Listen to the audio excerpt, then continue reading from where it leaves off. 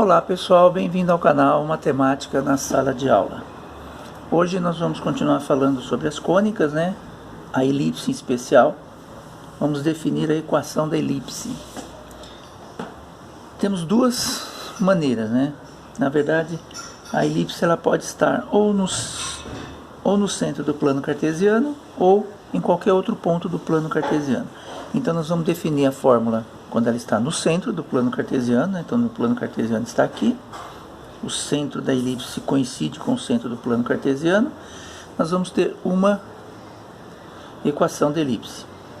Quando ele está fora do centro do plano cartesiano, aí a gente vai definir depois, numa outra aula, como é que fica. A definição é bem longa, os cálculos, então eu vou tentar resumir a explicação e os cálculos também, tá? Então na explicação tentar mostrar para vocês diretamente, e o cálculo a gente só vai anotar o que for necessário. Então vamos lá. Como é que a gente vai calcular a equação da elipse? Do mesmo jeito que a gente fez a da circunferência. A da circunferência a gente usou o raio como padrão, né? A gente viu que a medida que vai da distância do centro até um ponto qualquer na minha circunferência, ela é igual ao valor do raio. Perfeito? Montamos a formulinha, chegamos à equação. Aqui a gente vai fazer quase a mesma coisa, só que a diferença é que numa elipse nós não temos o raio, nós temos uma informação que é separada em duas, que é aquela que relaciona com o foco. Então vamos primeiro marcar aqui na nossa elipse as informações que a gente conhece, né? A gente tem aqui, ó, o eixo maior que vai de A1 até A2. Dentro desse eixo nós temos uma coisa chamada foco, né? Que é, vamos pôr aqui, um outro aqui, distante. Então aqui eu tenho F1, aqui eu tenho F2, foco. E aí nós vimos o seguinte, né? O que é que determina os pontos que formam a minha elipse? Essa distância aqui, ó. Eu vou marcar um ponto qualquer na minha elipse, sei lá, vou marcar aqui um ponto P, pode ser aqui, um ponto P de ordenadas x e y, e aí eu vou marcar aquela informação que a gente precisa, que é a distância entre o ponto P e um dos focos, somado a distância do ponto P ao outro foco. Essa soma, esse comprimento todo, tem a mesma medida do eixo maior, que é 2A. Então olha só o que ele está dizendo aqui para nós, que a distância, então vamos pegar aqui, ó, definição aqui, vai ser a distância do ponto P ao foco 1, mais a distância desse mesmo ponto P até o foco 2, tem que ser igual a 2A. Esse trecho que vai de 0 até A, tanto de um lado como do outro, vale A minúsculo. Então, como eu tenho os dois lados aqui do meu plano cartesiano, eu tenho A com A, eu tenho 2A. Distância entre dois pontos nós já cansamos de calcular, que é a raiz lá e tudo mais. Então nós vamos calcular a distância desse, Na verdade, nós vamos calcular como se fosse uma expressão, porque olha só, o ponto F1, lembram que esse trecho que vai do centro da elipse até o foco, eu chamei de C. Então é C desse lado, C desse lado. Só que tem um detalhe, esse C é medida, né? Só que aqui no eixo ele é negativo, porque ele está do lado de cá. Então aqui eu tenho que o X vale menos C, o Y vale 0, e o F2, eu tenho aqui, deixa eu puxar para cá que não vai caber, eu tenho que o X vale C, aqui, e o Y vale 0. Ó, daqui a aqui mede C, então aqui é o ponto C, como se fosse daqui a aqui mede 4, então aqui é o ponto 4, então aqui é C e 0, aqui é menos C e 0. Pronto, agora eu vou fazer a distância entre P e F, usando essas coordenadas, entre P e F2, usando essas coordenadas, e a soma dos dois tem que ser igual a 2A.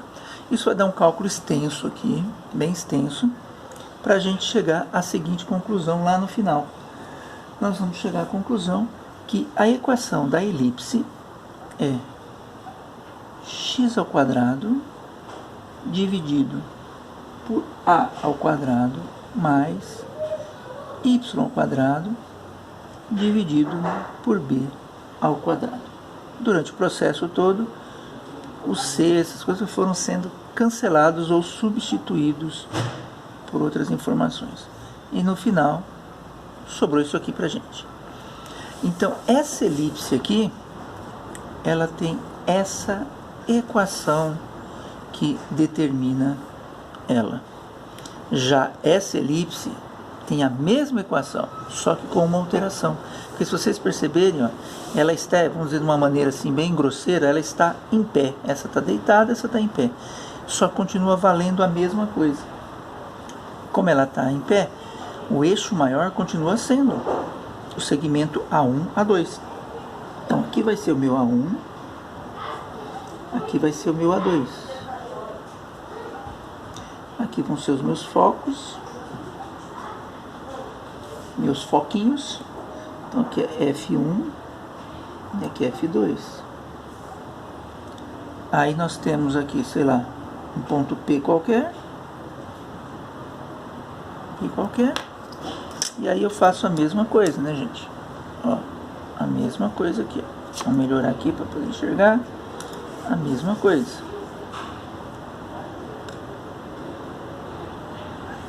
A mesma coisa. Vou chamar aqui de C, C, né? Aqui menos C, aqui mais C. E aí eu vou montar a equação igualzinha seria montada aqui. Distância de P até F1, distância de P até F2, 2A, tá. Qual é a diferença que vai dar? Na hora que eu chegar no final, a minha equação vai sofrer uma mudança. Qual vai ser essa mudança? Aqui, ó. Bem aqui, ó. Eu posso mudar tanto em cima como embaixo, tá? Eu posso fazer qualquer um dos dois. Mas vamos fazer o seguinte, ó. Como o nosso A está aqui, ó, no eixo X, você perceba que o A ficou embaixo do X. Então agora aqui o nosso A, ele está no eixo Y. Então quando ela está em pé, troca de posição aqui, ó. Então eu posso escrever tanto trocando aqui embaixo como trocando em cima, aí tanto faz. Então eu vou fazer aqui, ó. Vai ficar assim, y quadrado sobre a ao quadrado mais x ao quadrado sobre b ao quadrado igual a 1. Ou aquilo que eu falei para vocês, troca embaixo. X quadrado b ao quadrado mais y quadrado